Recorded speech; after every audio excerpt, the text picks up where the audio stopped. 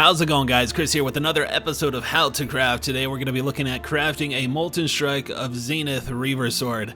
Now keep in mind this is going to be more specifically for the strength stacking chaos damage version of that build. I do realize that there are other variations, but this crafting guide is specifically for that sword. A couple of side notes before we begin. This craft can be pretty pricey as it does involve veiled orbs and a pricey fractured base, so if you don't have the currency I would suggest farming a bit and then coming back to it. My videos are specifically made for newer players or people without crafting experience to follow along with, so if you're one of those people, be sure to drop a comment down below if you have any questions and I'll get to them as soon as I can. Now let's take a look at the mods we're going to be aiming for this craft. Starting off, since we are a strength stacking build, we're going to be aiming for strength. Now this is going to be the fracture on the base, and like I said, it can be pretty pricey, but I will go through that a little bit later. Secondly, spell damage for Crown of Eyes. Crown of Eyes increases our damage based on our spell damage, so this is a valuable mod to get us more damage. Thirdly, we have chaos damage, as this build is going to be stacking purely chaos damage using replica Alberon, so we do want flat chaos on the sword. Second to last, we have attack speed. Of course, more attack speed means more damage, allows us to attack faster and kill mobs quicker. Lastly, we have chaos penetration. This one's obvious, our damage is chaos, so if we penetrate chaos, we will be able to do even more damage. Why Reaver Sword? Well, there are a few reasons why people choose the Reaver Sword base for this specific craft. The first being that it is a sword and we do get access to some nice sword notables such as Blade Dancer. Now Blade Dancer increases our strike range, which in turn will make our build feel a lot smoother to play. Secondly, and the most important part, is that it has the highest attack speed among two-handed swords. The more attack speed we have, the faster we attack and the more damage we do. And lastly, the accuracy implicit, while not incredible as it doesn't scale with the Juggernaut's undeniable, it does give us some extra hit chance if we're lacking in that department. Moving on to the modifier chances. Now I thought I would try something different and show you guys the chances of hitting specific modifiers for this craft before we begin. Starting off with chaos damage, so we're going to be spamming essences to hit tier 1 flat chaos damage, and that's about a 1 in 77. Keep in mind I did about 10,000 crafts for each of these different modifiers, so that's the average. Secondly, tier 1 attack speed, that's about a 1 in 8, 1 in 9 on the Harvest Reforge, so that's what you can expect from that. If you want to settle for tier 2, it's much better at about a 1 in 4 or a 1 in 5.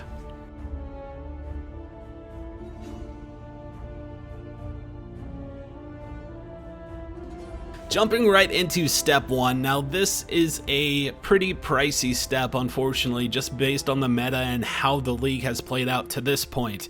The fractured base we're looking for is an ILVL 83 Reaver Sword with fractured tier 1 strength. Now at the time of me recording this video, I believe they cost about 20 to 30 divine for this fractured base. Very pricey, but if you want, you can settle for a tier 2, which is relatively cheap at 5 to like 15 divine at the most. If you do not want either of those, or if you're on the trade site looking for a tier 1 fracture but there's only a handful listed for 50 plus divine, you can opt to do what I did and fracture your own. Now if you've never fractured your own item before, there's a couple of things to keep in mind. Firstly, you only want 4 modifiers on the item, and one of those modifiers needs to be tier 1 strength. It's a 1 in 4 or a 25% chance to fracture the tier 1 strength, so do keep that in mind. If you go on a string of bad luck, you could end up spending a lot of divines on this process, so only fracture if you have no other option.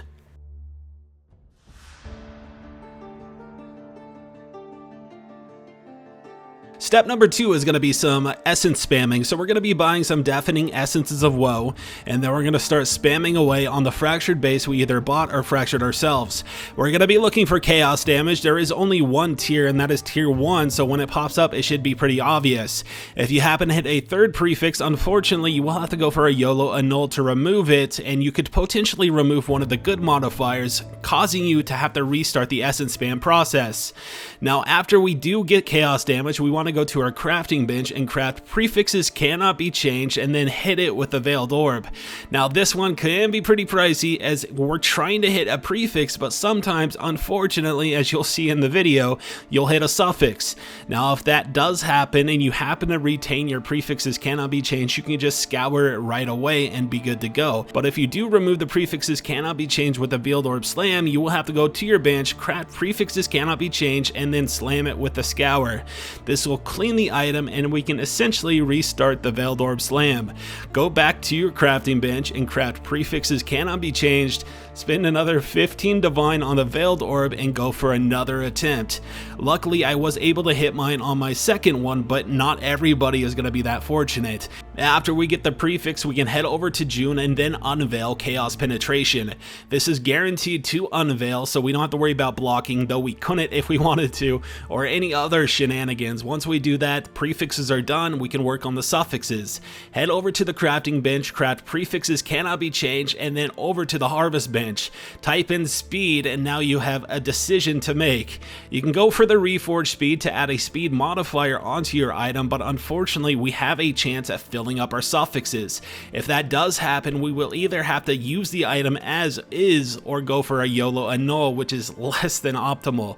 If you want to play the safe route, you can do an add or remove speed, which will only remove the Prefixes Cannot Be Changed and then add a single speed modifier. Keep in mind, add remove will cost 20,000 vivid life force and 1 sacred life force each attempt, so the price on that will add up very quickly.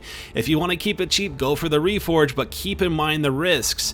What we're looking for is tier 1 attack speed. Obviously you can settle for tier 2. Tier 1 is about a 1 in 9, whereas tier 2 is about a 1 in 4 or a 1 in 5. Once we get our attack speed, we can finish it off at our crafting bench by crafting double damage or double damage while focused, or whatever suffix you would like to add to your sword.